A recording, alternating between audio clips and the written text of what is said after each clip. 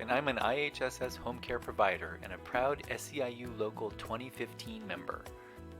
I'm here to help you better understand sick time benefits for IHSS home care providers. In today's training, we're going to explore important topics like who qualifies for sick time, when you can use sick time, how you claim your sick time hours, and how you receive payment for sick time hours. So let's get started.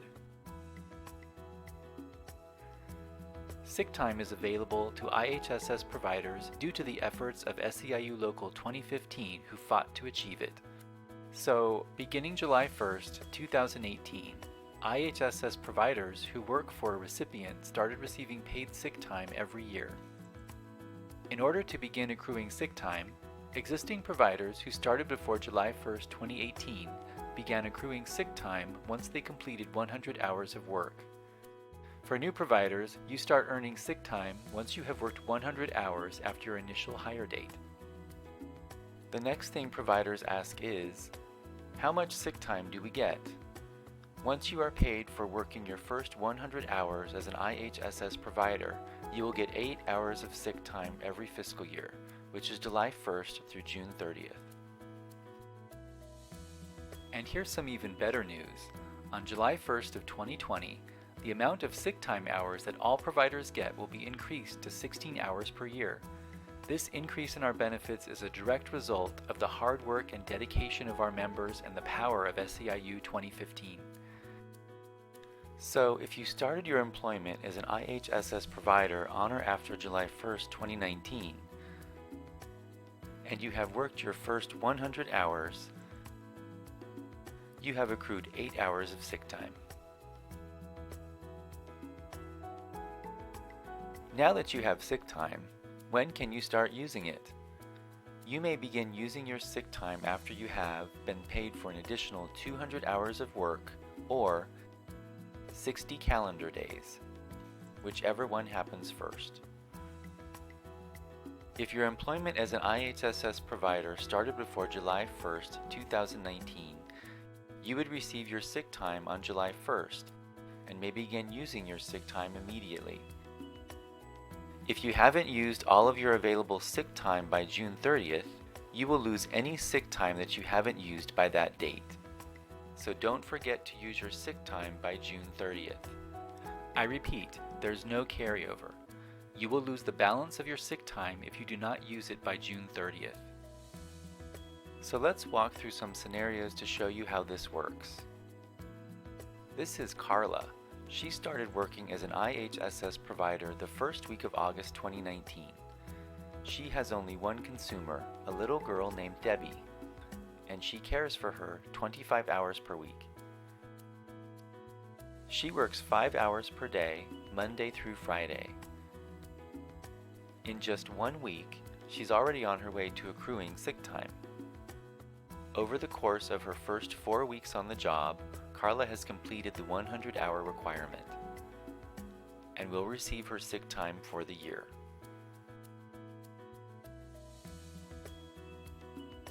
Carla will be able to use her sick time once she has worked an additional 200 hours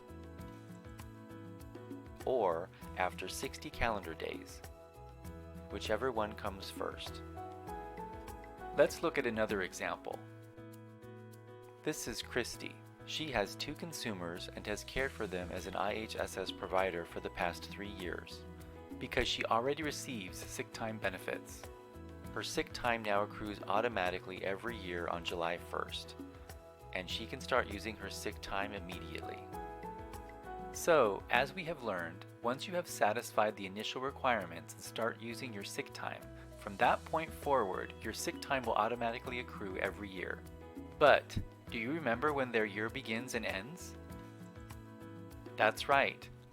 IHSS follows the state of California's fiscal year, which is July 1st through June 30th.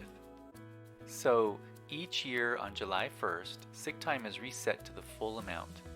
You will manage how you use your sick time throughout the year, and any sick time that you haven't used by June 30th will go away. If you are not sure that you have accrued sick time, or you want to see how much sick time you have left, there is a way to find out. On the stub of your paycheck, you will find the current amount of sick time you have to use in the lower left corner. Your sick time is yours to use, and you can use it if you are feeling ill, if your child or any other family member is sick, if you have a doctor's appointment, if you have to take a loved one to a doctor's appointment, or to get help for any type of urgent mental health issue. It is your sick time to use as necessary. You are not required to get the approval of any of your consumers whom you provide care for, and you do not need a doctor's note. If while you are out on sick leave, a backup provider filled in and worked your shift, you may not work any additional hours beyond your regular schedule. But if no one provided services for your consumer while you are out on sick leave, then you may recoup the time missed by working extra time on other days in the week so that your hours will stay whole. Now, let's look at how you should report sick time when you use it. When you fill out your timesheet for this period, find the times for which you took paid sick time off and leave those fields blank. Once you have updated your timesheet, you must then complete the Provider Paid Sick Leave Request Form, Form SOC 2302.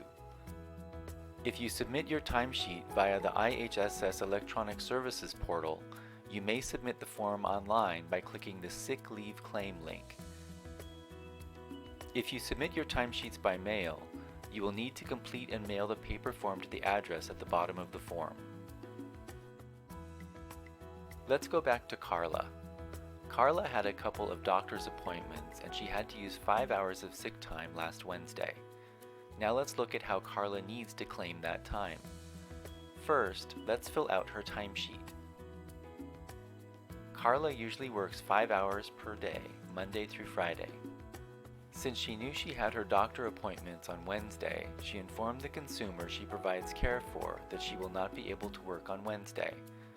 Because no backup providers are available to cover her shift on Wednesday, Carla will work an additional 2.5 hours on both Tuesday and Thursday, which you can see she indicated on her timesheet. Now that her timesheet is complete, Carla needs to complete the SOC 2302 form to claim her sick hours. She will fill out that she used 5 hours of sick time on Wednesday. Carla has submitted her timesheet and her SOC 2302 form, so she is all set. Let's go back to Christy for another example. Remember, she has 2 consumers and works 4 hours per day, Monday through Saturday. This Saturday, her son has a dentist appointment, so she informed her consumer about taking it as a sick day. She submitted her completed provider paid sick leave request form in advance and confirmed a backup provider to cover her shift.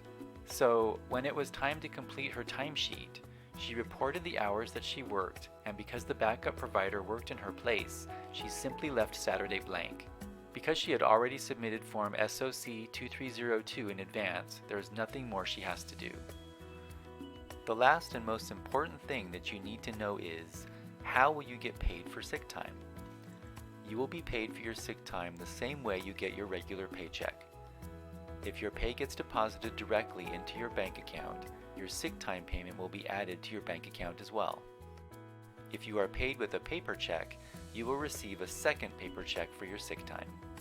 So let's recap the most important things you will need to remember. Sick time provides you with 8, soon to be 16 hours every year. Use up your sick time every year by June 30th or you will lose it. Don't forget to claim your sick time by submitting Form SOC 2302. And, on your timesheet, remember to leave the times blank for the time you are claiming sick time. So that's all the basic information about your sick time. Thanks for watching. If you are not currently an SEIU Local 2015 member, join the SEIU 2015 family today by filling out a membership card on our website, or call the Member Action Center at 855-810-2015. I hope that this training was helpful, because at SEIU Local 2015, our primary goal is to help and support IHSS providers to unite and build power,